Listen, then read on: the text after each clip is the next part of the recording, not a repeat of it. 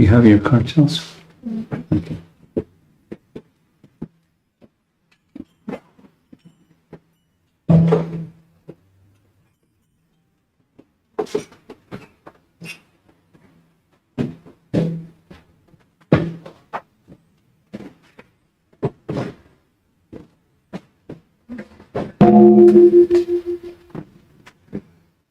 Jaya Radha Madhava Gunja Bihari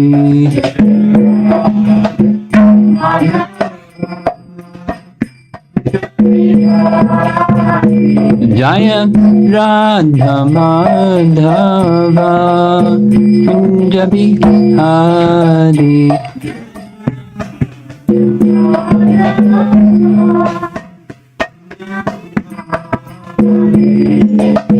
Gopijana Balava Girivardhari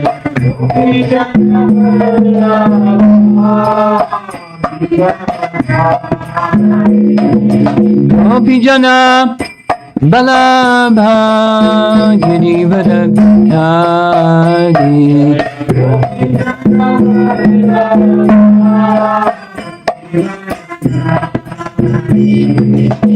Yashodanandana Brajanandana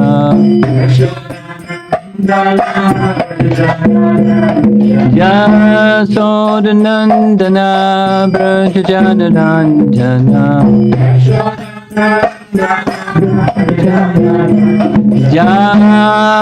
Yamanatira Vanabchadi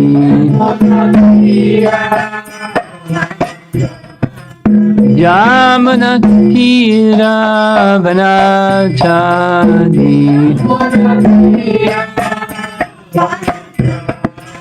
Jaya Radha Madhava Gunja Bihari Madhava Gunja Bihari Jaya Radha Madhava Gunja Bihari Madhava Gunja Bihari Gopijana Balabha Girivardhari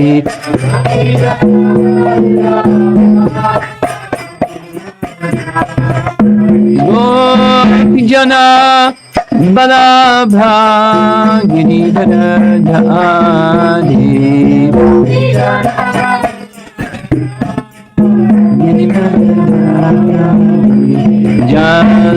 Jasodanandana Brajanandana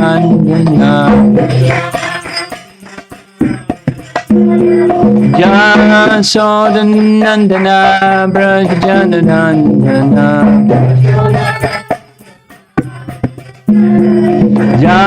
Yamunatira Vanachadi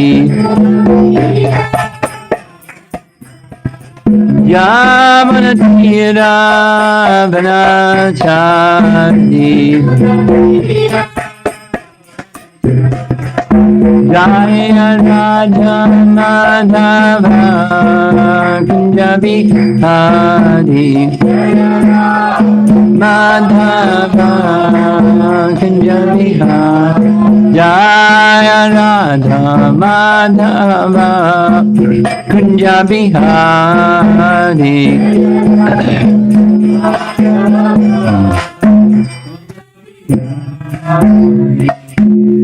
Jayom Vishnu Pad Paramahamsa Harivedagacharya Astatarasatasi Srimad His Divine Grace Sri Bhaktivedanta Swami Srila Prabhupada Ki Grantharaj Srimad Bhagavatam Ki Gora Premanandi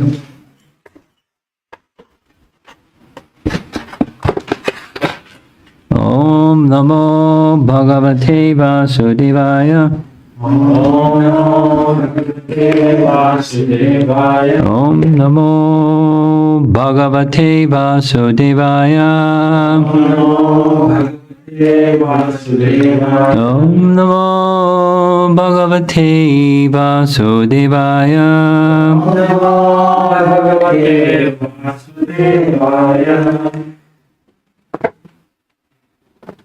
We're reading from Canto 10, Chapter 14.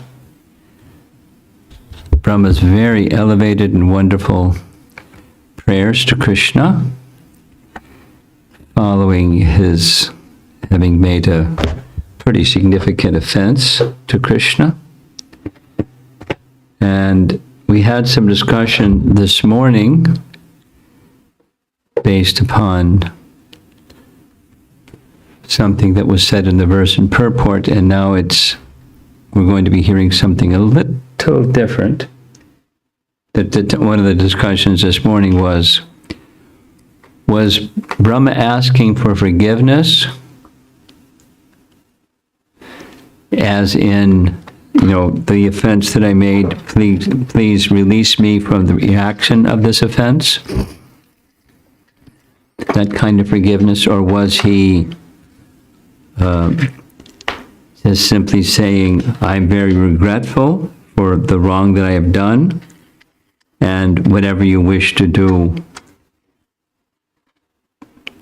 forgive or punish, that's for you to decide.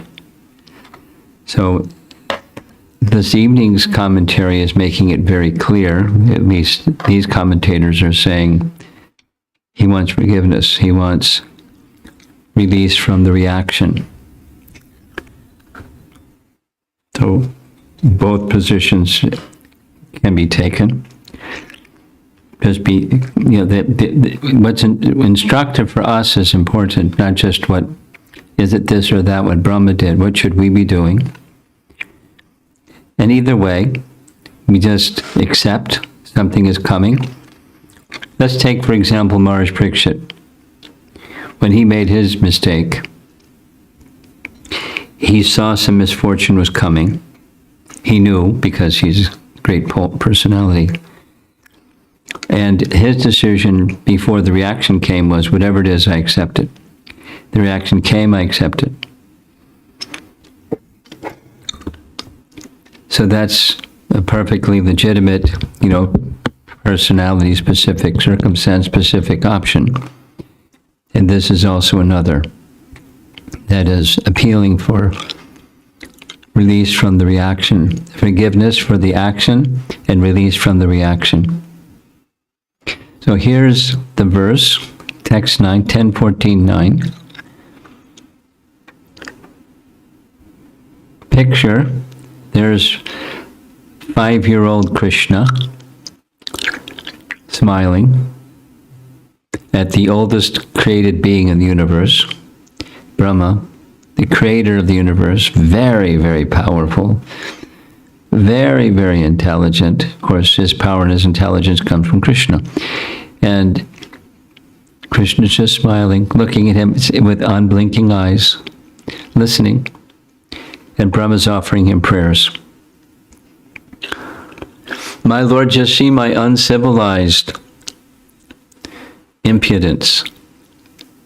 This uncivilized is anarya, similar as what's in Bhagavad Gita. Anarya jushtam ashvargyam.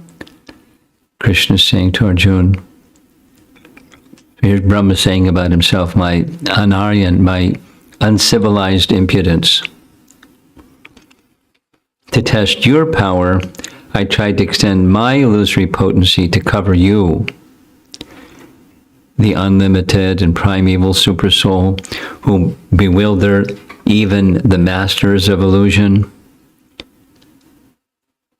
What am I compared to you? I am just like a small spark in the presence of a great fire. Masters of illusion. So there's different types of masters of illusion. Maybe you remember the discussion about Mother Jasoda when she saw the universe with inside Krishna's mouth. One of the options that she was considering was, maybe this is one of the illusory powers of the demigods to bewilder me. And then she thought, no, I'm too insignificant. Why would the demigods bother to even do anything with me? But demigods have illusory powers. They can create illusions.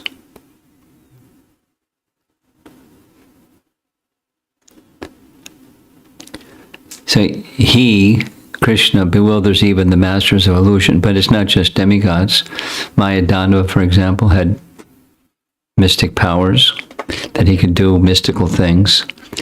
He created for Shalva a mystical airplane. He had mystic powers. So yogis may have some mystic powers, an illusory appearance of something. In Ramayana, we have the example of the mystic or the witchcraft guy that created a head that looked just like Ram's. You know that story? Yeah. And then also a sword or bow and arrow that looks just like Ram's, and presented to Sita, and she, and then it disappeared. So there are those that have powers of creating illusion, and Supersoul bewilders even those who create illusion, the masters of illusion. Jiva Goswami's commentary. In this verse, Brahma asked for forgiveness for his offense, making himself an example of the futility of trying to know the Lord. Well, it's not trying to know the Lord by the method that he was using. Aryam means, quote, being well-bred or civilized, unquote. That includes having wisdom. Civilized people have wisdom.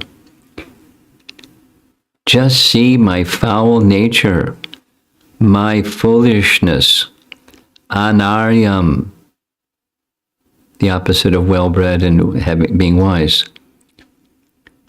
By this, Brahma reveals his nature. Quote, as a low-bred person, I have committed a foolish act against you, my master, Isha, my father, Adye. As a fool, I have committed an act against the soul of all, including me, Paramatmi, against the person with unlimited powers, Anante. Not knowing all this, I spread my Maya over you, the master of Maya, Mayi, Mayani. This makes me the greatest fool. Why? I wanted to see your powers. Previously, it was stated that he wanted to see some other sweet power of the Lord. This goes back to the previous chapter 13, text 15. It reads,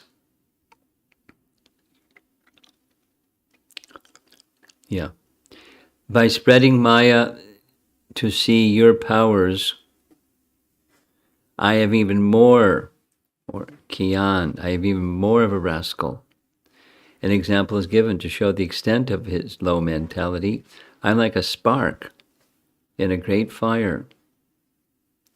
Out of wretchedness, Brahma says, I wanted to see my own powers by spreading my Maya.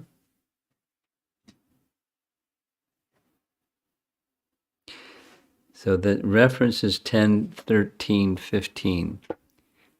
And I think the reference comes up shortly, but I'll just read 10, 13, 15. Should have copied it here. 10, 13, 15. Reads, Oh, Maharaj Parikshit, Brahma, who resides in the higher planetary system in the sky, had observed the activities of the most powerful Krishna in killing and delivering Aghasura, and he was astonished. Now, that same Brahma wanted to show some of his own power and see the power of Krishna, who was engaged in his childhood pastimes, playing as if with ordinary cowherd boys. Therefore, in Krishna's absence, Brahma took all the boys and calves to another place. Thus he became entangled, for in the very near future, he would see how powerful Krishna was. So it was his curiosity he wanted to see. Sanatan Goswami writes, Brahma reveals his offensive actions. Oh, Lord, Isha, you are my master. Furthermore, you have unlimited glories, Ananta. Furthermore, you are my father, Adye. Furthermore, you are the supreme guru, Paramatmani, since you reveal the Vedas in my heart. You are the master of Maya. You are Krishna, Tvayi. In order of terms, the order of terms is with increasing significance. By spreading my Maya, I desire to see your greatness. Atma Vaibhavam. Oh, Maharaj Parikshit.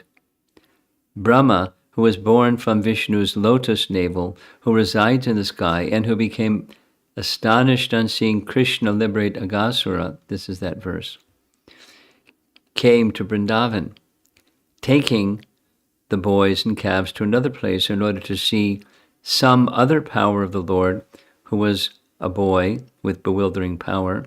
Brahma then disappeared. That's Sanatana Goswami's rendering of that verse. In this verse, H-I, he, indicates certainly or lamentation. Though this will not be an offense to you, I am such a low person. Kian. And the final commentary for this verse is Jiva Goswami's Krama Sandarbha. Krama Sandarbha is one of his commentaries on the Bhagavatam that speaks verse by verse, like Prabhupada's verse by verse. Krama Sandarbha. My Lord, translation, just see my uncivilized impudence to test your power. I tried to extend my Maya over you, the unlimited power, my Father, the master of Maya. What am I compared to you? I am just like a small spark in the presence of a great fire. That's the verse. The commentary, Aryam, very similar, means well-bred. That includes having wisdom. See my foul nature, my foolishness, anaryam. As a low-bred person, I have committed a foolish act against you, who are my master, my father. As a fool, I have committed an act against the soul of all, including me, against the person with unlimited powers. Not knowing all this, I spread my Maya over you, the master of Maya. Sounds like Jiva Goswami is following the other acharyas.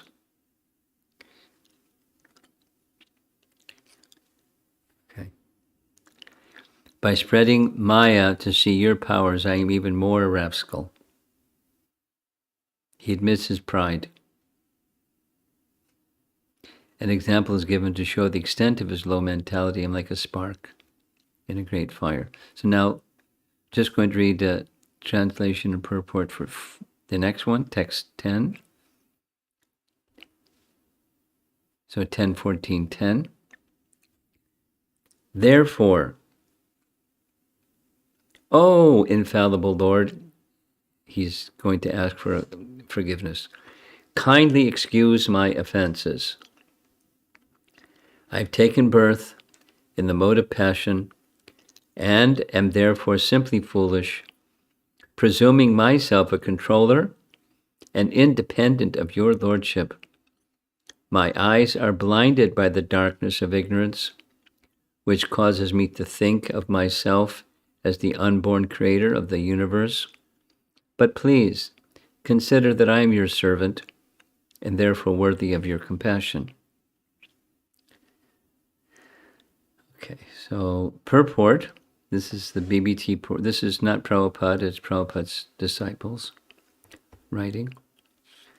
In his commentary, Srila Vishwanath Chakravarti Thakur explains that Brahma wanted to present the following argument to the Lord, quote, "My dear Lord, because I have acted so badly, I certainly deserve to be punished. On the other hand, because I am so ignorant, you should consider me an innocent fool and be merciful to me. Thus, although I deserve both punishment and forgiveness," he's just asking for the forgiveness part, "I humbly beg you to exercise tolerance in this matter and simply forgive me and show me your mercy." So at least in this case, Vishwanath is going in that other direction. He wants to be excused. He doesn't want the reaction. He wants the forgiveness. He's asking the Lord, you have the capacity for tolerance. Please tolerate me. Please forgive me. Please show me your mercy. Don't spank me. Don't punish me.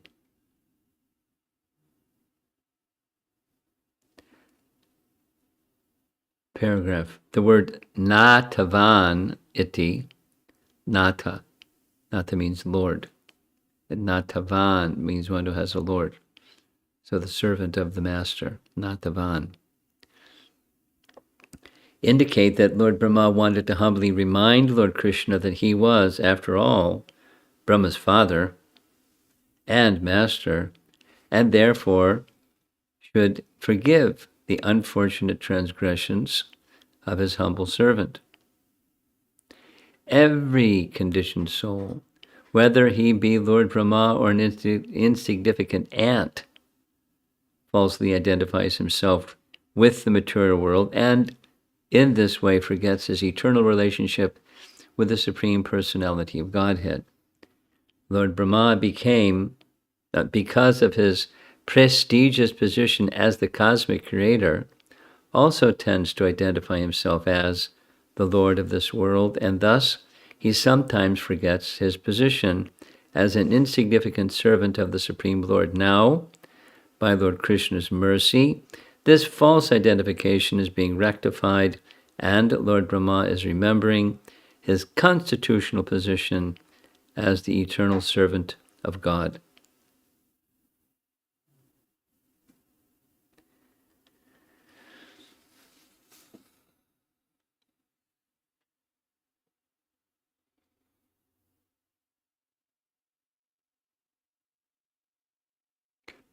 In Canto, there's a a similarity between what's here and Canto 2, Chapter 9,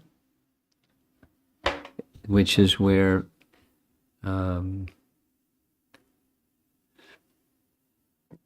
Chatur verses of the Bhagavatam are found. Right? Chatur means four. Slokas, the four essential verses of the entire Srimad Bhagavatam, are in Canto 2, Chapter 9. And the context for that is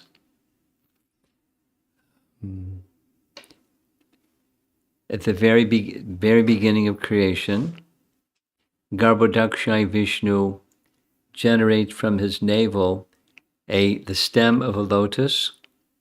The commentary says the stem of that lotus is the sum total of the karma of all the living entities within the universe. And there goes the stem, and then there's the lotus flower atop the stem, and one of the living entities that also has some karma is Brahma, but most qualified, and he's the firstborn, and he does what he does. He searches for his source of existence, can't find. He hears tapa, he does tapa for 1,000 celestial years. In a place where it's just complete darkness. I mean, we wouldn't be so tolerant.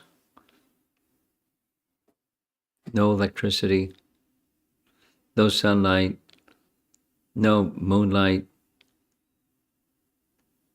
No video games. No cell phone. Not even a chair. There's nothing. There's nobody. There's nothing. It was just darkness in all directions. Pretty lonely. But he was very fixed on what he was. He heard a voice. He heard a sound. And the sound said tapa, tapa. So he knew what that meant because he was very intelligent, and he did tapa. He received mantra, and he engaged in chanting of his mantra for 1,000 celestial years. One little boy the other day asked, how long is that? We didn't do the math.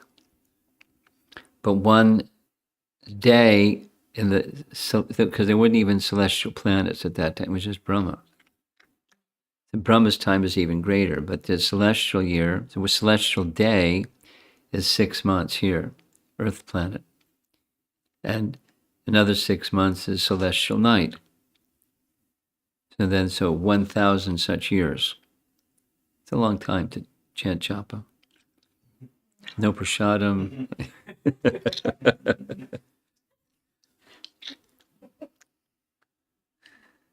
Nobody to talk to. Nothing to get distracted by because there isn't even anything yet. So, 1,000 celestial years. And then Lord Vishnu appears before him, like in this darkness. And Brahma comes before Lord Vishnu, who stands to receive him. And they have some exchange. So in that exchange, Lord Vishnu says, you pleased me very much by your tapa, your austerities, and I am ready to offer to you anything you like. So one of the things that Brahma asks for is exactly the opposite of this. He asks, please let me not, as I'm engaged in the activity of creating the universe, please protect me from the misconception that I created the universe.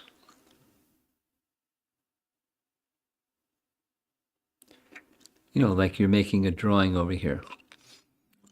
Please protect me from the misconception that I'm making a drawing over here.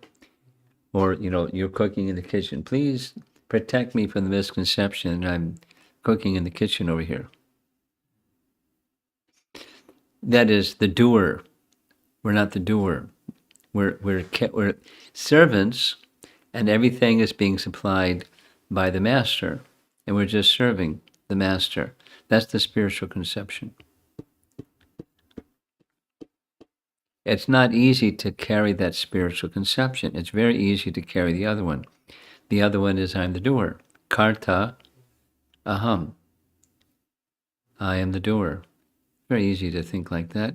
Very, very easy. We do it all the time. And to think of the other one is not easy.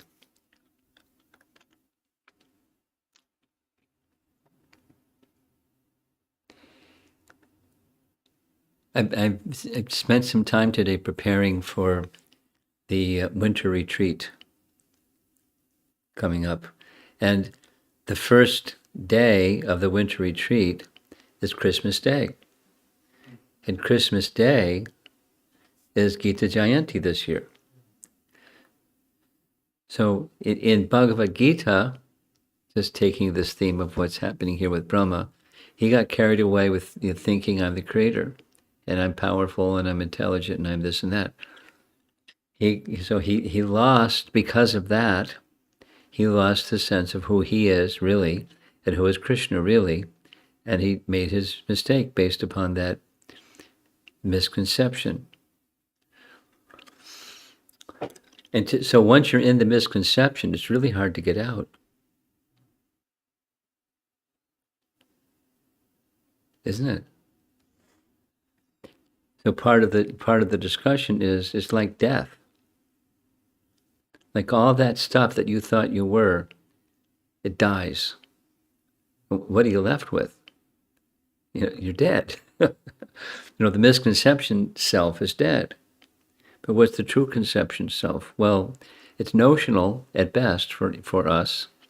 And how to go from where we are with a notional idea of what we really are to what we really are.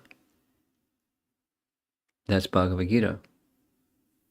Taking Arjuna from that misconception, or here taking Brahma from that misconception to the spiritual concept for knowing who you are. So what would it be like to live your life knowing who you are in the way that it's being spoken of here? You're the non-doer. You're cooking in the kitchen, but I'm not cooking in the kitchen. Come on. I'm doing my homework, but I'm not doing my homework. I'm chanting my rounds, but I'm not chanting my... So, what's that like?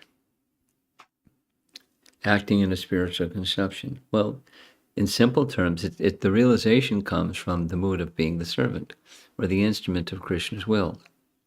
And he's giving the ability, the intelligence, the strength, the plan, the everything, to act as an instrument of his will. We're actively taking shelter of him to be protected from the illusory energy. And that's Brahma's prayer. But he goofed. Or the way that the purport is reading is sometimes. Then we can take it that in this case, the sometimes is Krishna was inducing him. But it's not exactly that Brahma is at the same platform as Arjuna. Arjuna is one of Krishna's eternal associates. Brahma is a post, someone occupies the post and goes on. Someone else occupies the post. Arjuna is an eternally situated in his relationship with Krishna. So his mistake is not exactly the same as Brahma's mistake or misdoing.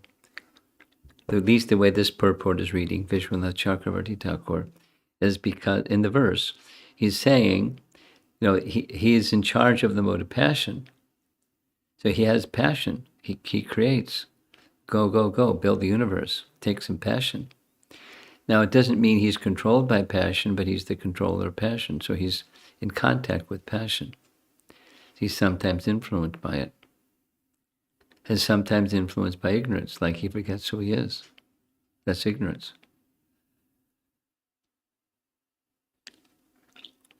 Then what to speak of us, right? That's, we get into that conundrum space. Oh, it's hopeless for me. Because even Brahma, that would speak of me. If he's a spark in a big fire, what am I? I'm not even a spark. And all those things. What applies for Brahma applies for us. Because in category, we're the same. And the principle of extrication from that smallness is the same. It's not that you become a devotee and all of a sudden the soul becomes a big soul instead of a small one. You become a Mahatma instead of a tiny Atma. You just become it's strengthened by or empowered by Krishna's internal potency. That's the hope. That's the aspiration. That's what surrender and taking shelter means. And that's what that Brahma is doing here. He's teaching us Krishna Tattva, or truths about Krishna. He's teaching us the process of overcoming our own shortcomings and the tendencies that arise from passion and ignorance. That means we're going to forget who we are. We're going to make mistakes, and we have to be responsible for our mistakes. But in facing Krishna, he is very intelligent. He's saying, "You're my father. Just consider me like a little boy that did something naughty, and just please forgive me, because my real position is I want to be in your shelter."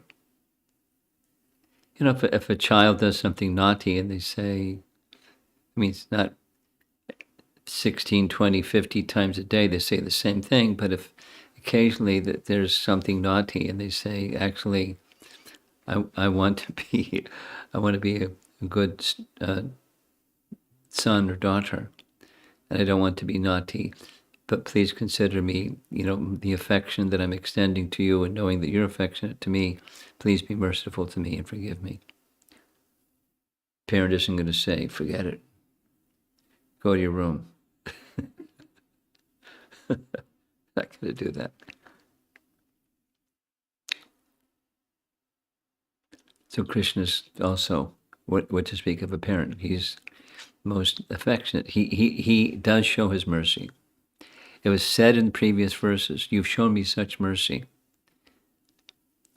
So we can expect his mercy. And the expectation of his mercy, we read in the previous verses, Mukti Pade, Swa Dayabak. He'll give us his association in the spiritual world and the opportunity to serve him.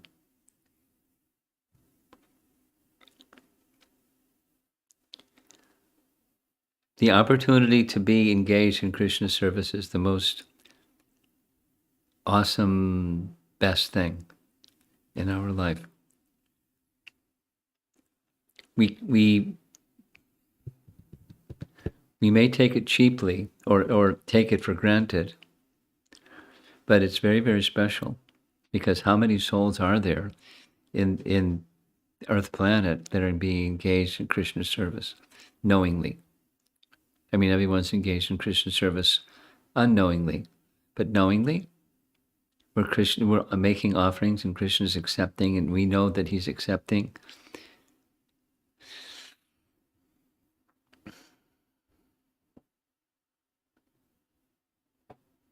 It's very special, because through that medium of that service, we're attracting Krishna.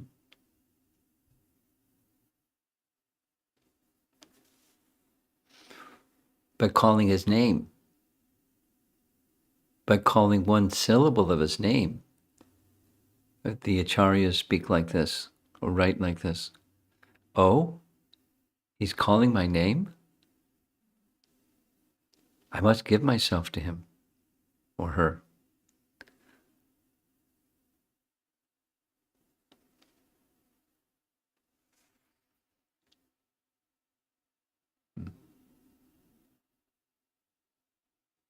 We'll hear some more about this tomorrow. The commentary just does follow that same mood. It cites, our acharyas cite that celebrated verse from Yudhya where Ram says, one who even once sincerely calls out to take shelter of me, from that time I give them fearlessness. Wow.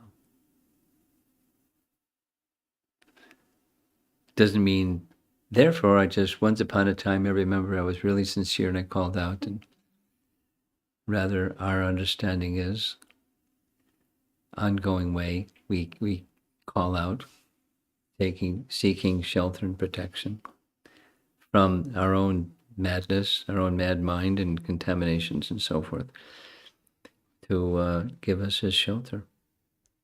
And that shelter is in the form of service. Letting go of the temporary and taking shelter of his loving service, the eternal position. It's really big. It's really big. It's the pathway out of the cycle in birth and death. That's really big.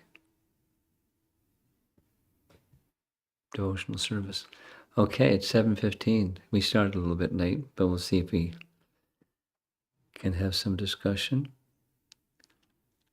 You have something. I'm just...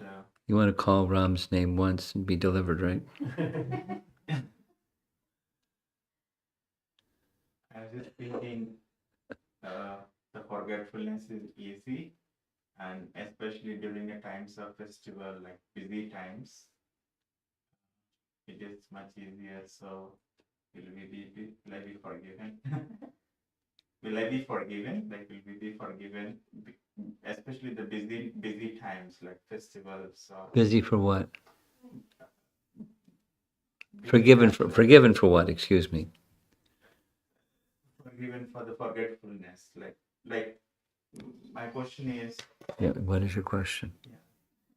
so during the busy times, like festival time or those days, there are so many services to do, and then in the busy, flow, forgetfulness will happen naturally. So, Well, for some people, it's more remembrance when it's busy, and forgetfulness when they're not so busy. You know what I mean? I mean, for me, the busy day is. That means you get caught up in what has to be done and not so much thinking, for whom are you doing it? Something like that? Well, the keeping yourself busy may help you be more mindful of for whom you are doing it, because otherwise it won't endure over a long period of time. Dushparena analena cha. It burns like fire. And, it's not like I want to stay in the fire. It hurts. Fire hurts, it burns. So passion is not the way to keep going. Just get busy, busy, busy, busy, so busy you don't have time to think about for whom you're busy. It's not sustainable. It can purify, but the purification fruit is, for whom am I doing this? Because when the busy is over, then I'm just exhausted and, not contented because I'm not busy anymore. Then I run to the next busy thing, and that's not contentment.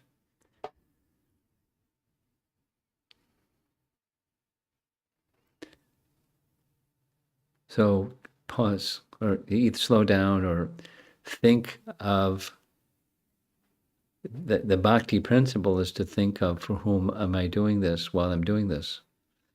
For whose pleasure? It's going to come up in the purports tomorrow morning also. Self-contentment that's genuine is Krishna's at the center. And otherwise it's not really self-contentment. It's just busy. That's passion.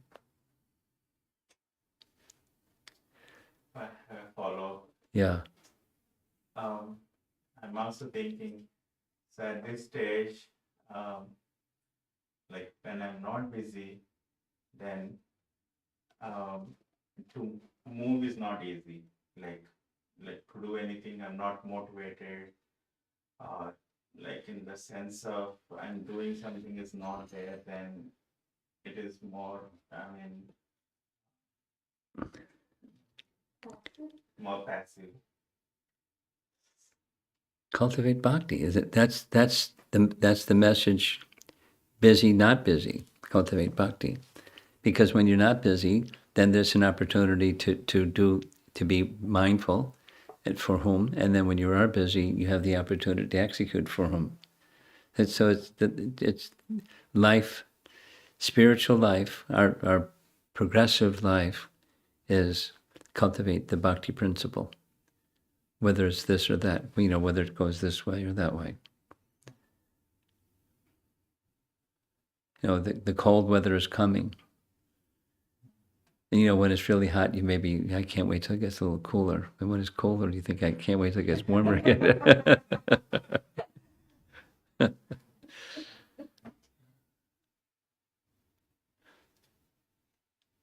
But the problem is not whether it's cooler or warmer. The problem is, what's our consciousness, whether it's cooler or warmer. That's the bhakti principle. Okay.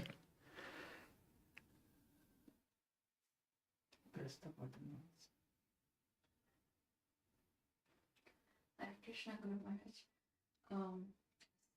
You talked about Brahma asking for forgiveness. So we may do like I do so many bad things, but when I know that this was really not doable, like I shouldn't be doing that, but I still did it. and if I ask for forgiveness, to Krishna, does it still give the reaction of the action because we are not Brahma, we are like living and just normal human? Does it mean that even after for asking for forgiveness, we still have to go through the reactions of whatever mistake we did, or it can cut? It's minimized. It's meant as a token reminder of those tendencies. It's not a fixed and rigid rule, first of all, but generally speaking, if some wrong has done, Krishna can easily forgive it. Just think of your children if they do something that's naughty or mischievous or something, and they come to you and acknowledge, I did something, I feel badly about this something, and it's this tendency comes out sometimes, and I don't like it. Please forgive me. So you just hug them. You're not gonna. So Krishna will forgive us, but that in that forgiveness, different things can happen after the forgiveness. He can pick us up. He can he can do whatever he likes with us. So it's not so much your question specifically, are we responsible? We're responsible. So to help us, put it this way, residual tendency will be taken away. The forgiveness is there, but then there's residual tendency that's still there. You follow? And so Krishna will uplift or take away that residual tendency. But it's not a reaction for the wrong thing. It's vasana, our tendencies, whatever that is. So we each of us have our tendencies. So Krishna will help you with that. But it's not the same as a karmic reaction for a one-off thing, or 15 times you did something. It's not a karmic reaction. It's very different. Brahma Samhita, we read it in the morning class. Brahma Samhita text, which one is it? 34. Yastvindra Gopam Atavendra Mahosva Karma. From Indra down to Indra Gopa Germ, there's karma, but for the devotee, it's not karma. Rather, if there's some difficulty, something that Krishna puts one through, it's to take away that tendency altogether.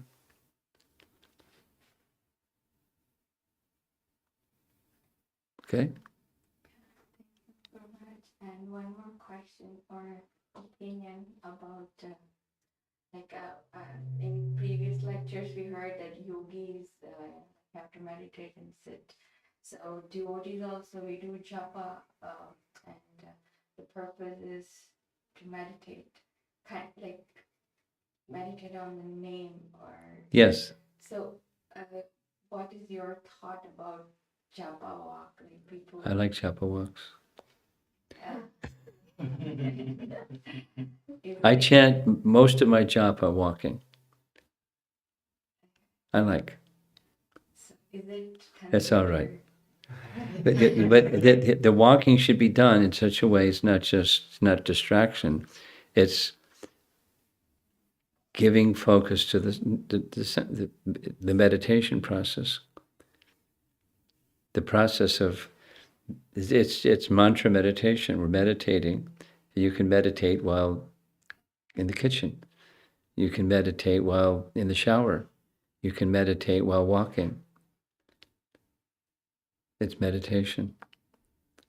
It's not dependent upon, whether you're sitting or not sitting. You can sit and be distracted. You can walk and be meditating.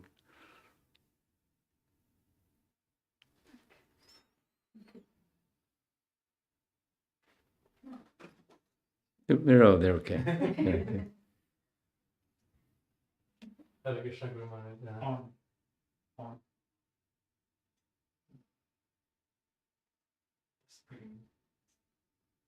Yes, to turn green. Okay. Hare Krishna Guru Maharaj. So I have few questions.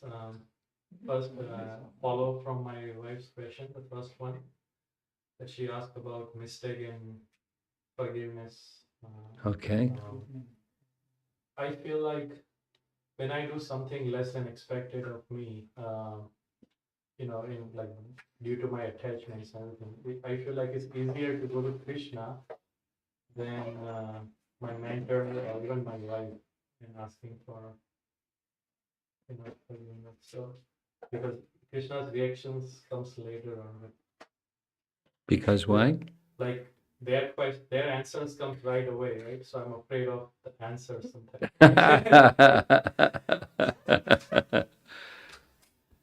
But what if you see them as Krishna's representatives for you? Mhm. You can get an answer right away.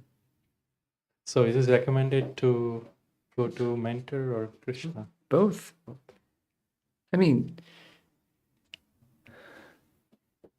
you're outlining a tendency, and the tendency is to go to Krishna because I might get a quick answer, and I might not be happy with the quick answer.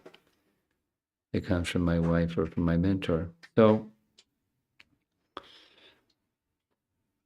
ultimately, the final analysis is between you and Krishna, and the other persons are agents or representatives of Krishna, or persons who Krishna has provided you the opportunity to serve with.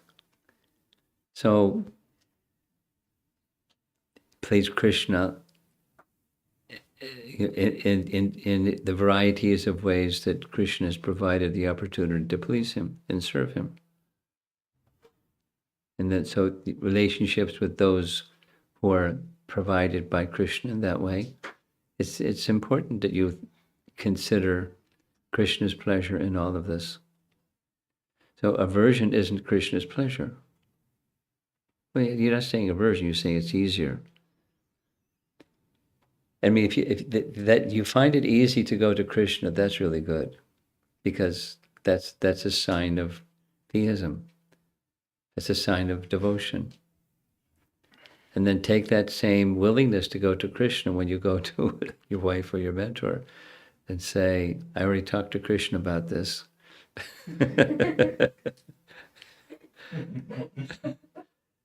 And I don't know what he said. I'm waiting for his response, but let me share with you what I shared with Krishna. Anyway, Yeah. it's just part of the picture of a life of devotion. It's not just me and Krishna. Because often it's me and my wife, or me and my good associates, and Krishna's off somewhere in far away.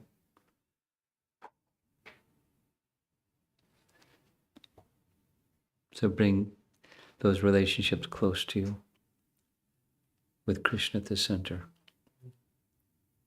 Thank you, Maharaj. Yeah. The second question is about Lord Brahma is trying to check Krishna's supremacy by testing him. Yeah.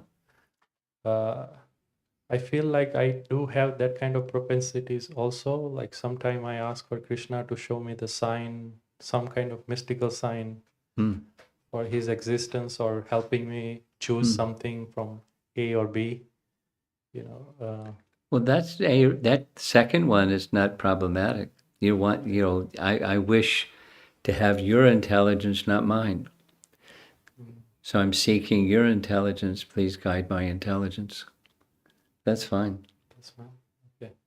So in that kind of cases, if just looking for some kind of a mystical sign is not, I feel like It's not regular part of the bhakti process. Show me some sign, so I can believe you. Now Krishna can do that. It's a little bit like that's what Brahma did. Let's see some of your mystic powers, and then I can gauge how powerful you are. Not so Okay. good. Thank you, Maharaj. There is one off topic, but I'm kind of right now going through. I have a colleague, and I here and now I meet her, and she's kind of atheist, not really atheist, like a little agnostic. She said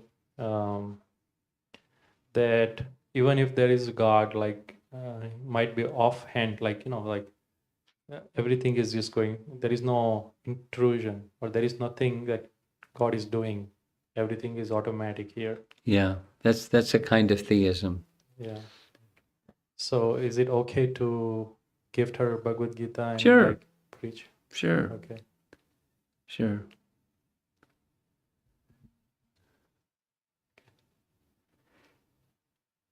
What you might want to, since that is her conviction, learn about her conviction. Take a look at the bucket and see where the bucket has holes in it. And let her know that you understand what she understands.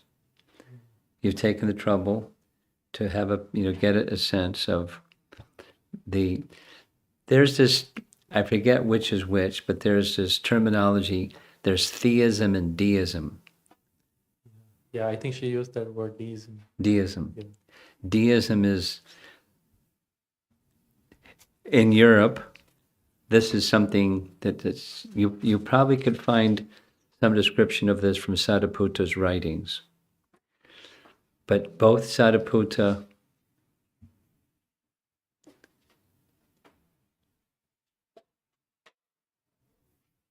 what's up?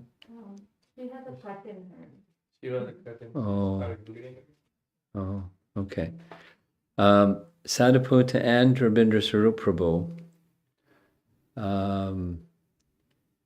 both had a lot of fascination with European history because they saw it as a transition from Vedic culture. In fact, Rabindra Sarup Prabhu did his PhD on this topic.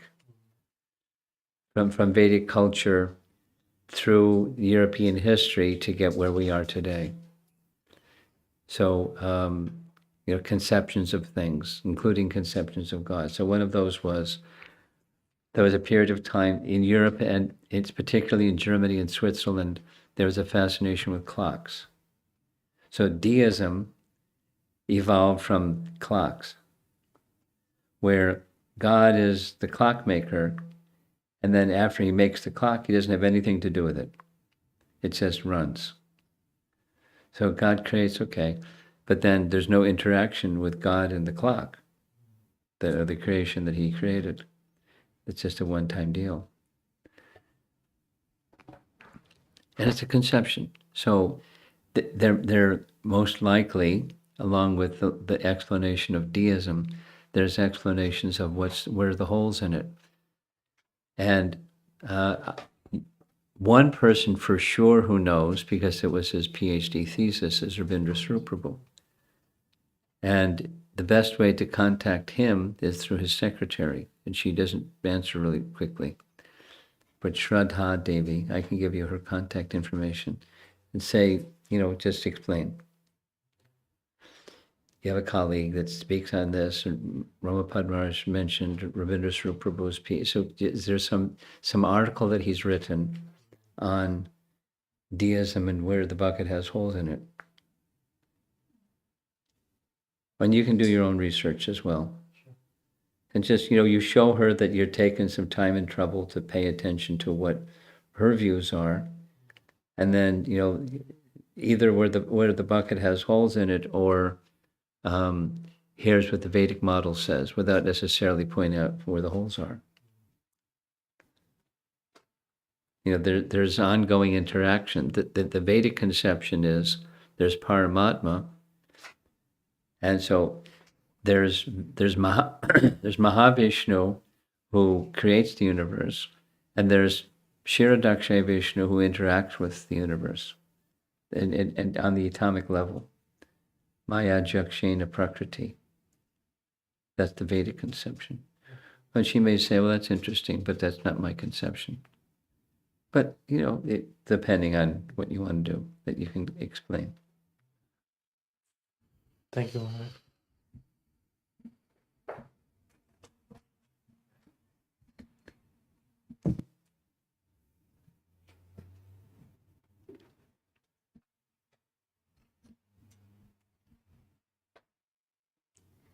This question is from Shravan Prabhu. When Lord Brahma says, I have committed an offense to oversoul and also including myself. What does this mean? Could you please elaborate the term including myself?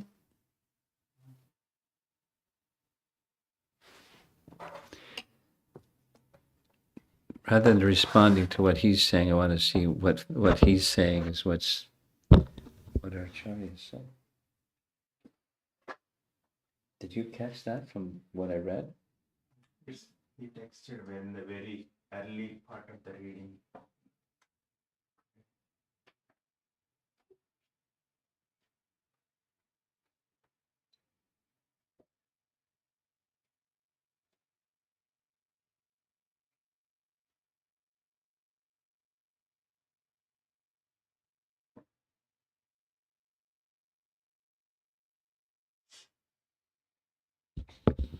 I'll read aloud. In this is Jiva Goswami's commentary. In this verse, Brahma asks forgiveness for his offense, making himself an example of the futility of trying to know the Lord. Here's the definition of Aryam. He's Anaryam. As a low-bred person, I've committed a foolish act against you, my master, my father. As a fool, I've committed an act against the soul of all, including me, against the person with unlimited powers. Not knowing all of this, I spread Maya over you, the master of Maya. This makes me the greatest fool. Why? I wanted to see your powers. Previously, it was stated that he wanted to see some other sweet powers of the Lord. By spreading Maya to see your powers, I am even more of a rascal. Example, the spark in the fire. Sanatana Goswami.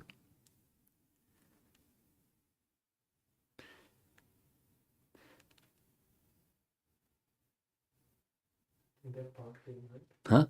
That part came already. What? The part that Prabhu is mentioning is already there. Is where? It- In what I just read? Really? All souls, including me. Well, he is the, as a fool, I have committed an act against the soul of all, including me. He's the soul of all, and I'm part of all. He's the Paramatma of all souls, and I'm included amongst all souls. Is that it? Okay. I'm part of all souls. He's my Paramatma, he's the Paramatma of all everybody else. Okay. Next. This next question is from Chinmay Desai. Mataji. So her moved by your advice to me at part 9. Which? The series Prayers of Lord Brahma, part 9, session 9. This is session 14. She is saying that Okay. these online live stream lectures here, I got my life's first set of Srimad Bhagavatam. You had recommended to get a set of Bhagavatam and they Okay. got it. And Okay. yeah. Sorry. And then the next question is from Snehavalli Mataji. I'm always puzzled by the statement that karma of the living entities is used to constitute the stem and the lotus flower on which Lord Brahma appeared. The puzzling thing is that no material element is used, but karma of the living entities. By this, it looks like that karma is eternal, but from Bhagavad Gita, we know that karma is not eternal. Could you please comment? Sure. It doesn't say there's no elements, but it's arising from the karma. So during cosmic annihilation, time is withdrawn. During cosmic creation, time is extended. So time agitates and activates karma. So the cause is karma being activated. It doesn't mean that the stem is karma. The stem arises from the karma of all living entities being activated. So maybe the fault is in my language. It arises from the collective karma of all the living entities in the universe. Doesn't mean it's this subtle karma thing. But, the fact that it's temporary is also quite okay, because the cosmic manifestation is also temporary. But the stem itself is not the collective karma. It arises from the collective karma being activated.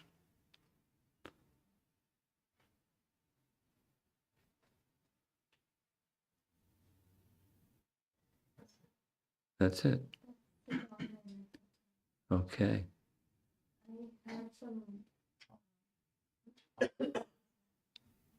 I had some kind of like thought or questions, but I'm not clear if I'm going to put it right. The first thing is when Lord Brahma is asking that I deserve to be punished, but I deserve to also receive mercy. It seems a very nice, balanced, and very heartfelt approach. Yes, it does.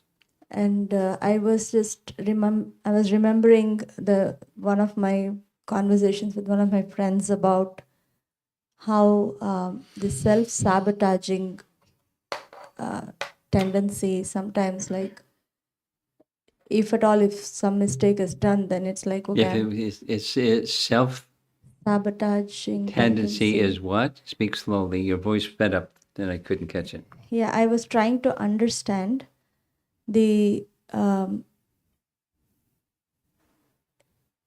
part when Lord Brahma is saying, I deserve to be punished. Yeah. It really feels very wholesome and clean. And the tendency of self-sabotaging, like, I deserve to be punished. And then people withdraw and then just like check out. Yeah, so that from moving from there to here, what element moves one from there to here, where the feeling is kind of similar, but it's just different plane or different platform or. Well, to me, it seems very simple in principle, and the simple principle is being confident and trusting in Krishna, in the relationship with Krishna, that Krishna is loving. When that's missing or weak, then it's all about me and what I'm comfortable with. But when I'm comfortable being under Krishna's care, I mean, I'm thinking, my thoughts are going to the same discussion about we're not independent, we're dependent. That question Govinda Mohini was asking. We're in all circumstances dependent. We can choose to be dependent this way or that way.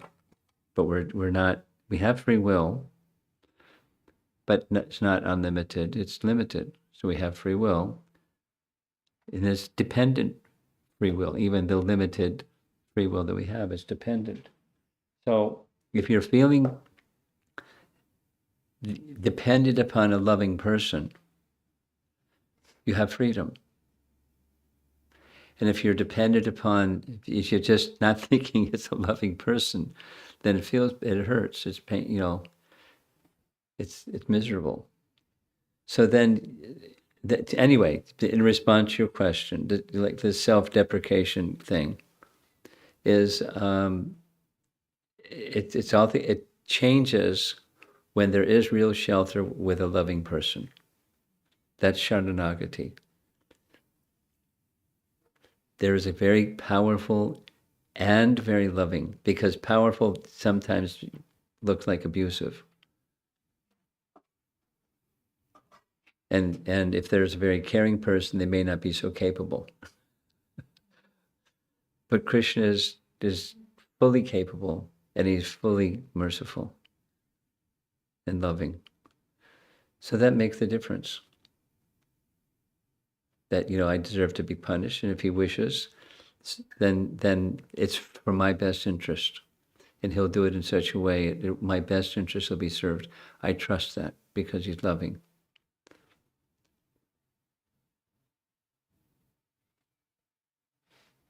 Okay. Yeah. This other one is like, uh, I've been thinking about this.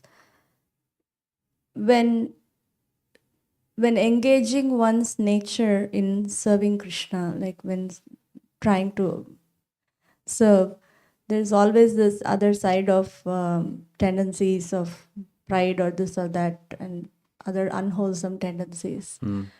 And the way right now I'm approaching these is like when I become aware, then I just trust that by engaging, Krishna will take care of me and these tendencies will be, addressed in a sense that I don't have to overanalyze at this point. I'm at the point where I'm not able to overanalyze about these. Is this a right mood? Or is it okay to just continue the services with the feeling that just by engaging in services and being kind of watchful, Krishna protects? Well, you can also have dialogue with Krishna, like he was describing. My dear Lord Krishna, I don't want to overanalyze. And I know that I have such a tendency, but I get exhausted just trying to analyze the tendency. So I'm relying upon you. Please give me the intelligence to see as I need to see and to do course correction as I need to do course correction. So that is to say, you don't become complacent or make Krishna be your janitor. You're actively engaged, but not over analytical, because that isn't going to make the change anyways. It's Krishna's mercy and your effort, that same formula. So I want to continue making effort and not become complacent, and make Krishna clean up my messes. I want to take responsibility, but I'm depending upon Krishna at the same time. And you continue along that line, and it's going to help correct things that need correction quicker than you just, okay, Krishna, you can make me whole or not as you wish.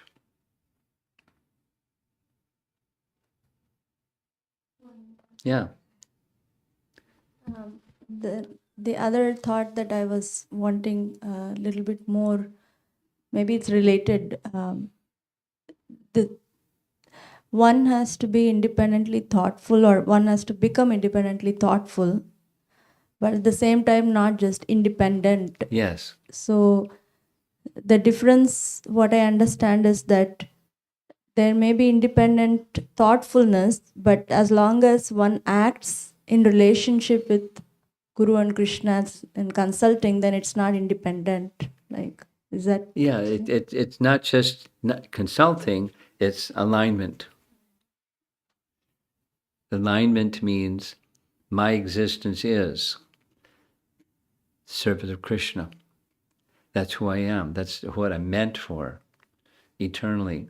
And I've departed from that. So that takes independent thoughtfulness, not independence. So let me always align myself with Guru and Krishna. And then it's not independent. It's independently thoughtful. And how to go about that is it requires independent thoughtfulness, because we have conditioned tendencies that are moving us like the waves are moving a ship, this way, that way. So we that's independence. So independently thoughtful is, let me stay the course of who I really am in the deeper sense, and let that evolve in an independently thoughtful manner, aligned with Guru and Krishna, like that. Okay? Something else. So this question is from, okay, they want to be anonymous. Okay, it's okay. So one of the key takeaways for me in this pastime of Lord Brahma's ability to accept his mistakes and still remain fixed in his mood of devotional service. Good. Lord Brahma is a topmost devotee and his purity cannot be unmatched. So his situation. Even though he made a mistake, it's instructional. Yes. How do we understand devotees who hold high or authoritative positions, but they have severely blasphemed advanced devotees and yet still maintain their services and continue moving forward in spiritual life, if only externally? How do we understand this? Signed anonymous. Well, such persons have a relationship with Krishna, and Krishna will deal with them in ways that Krishna deals with people.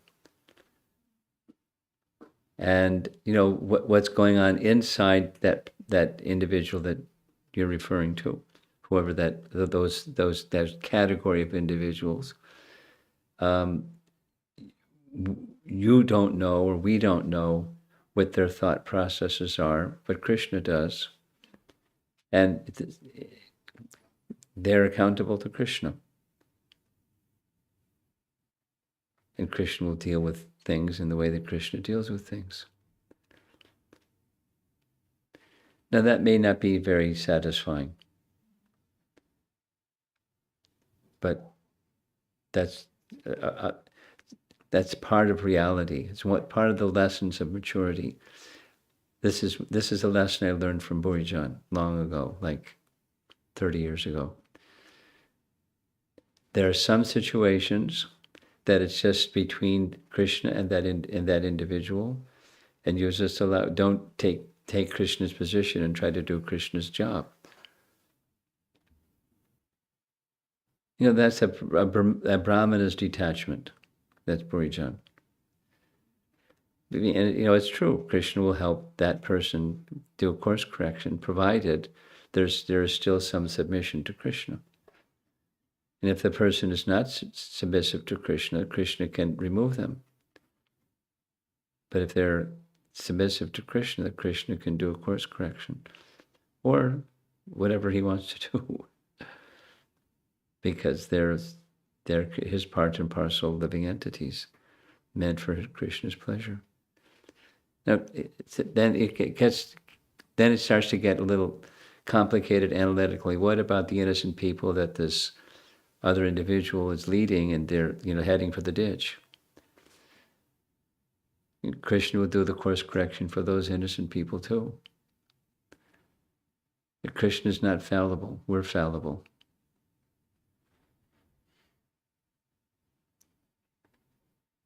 Next. That's it. Okay. You got a masterpiece there? You're really working out.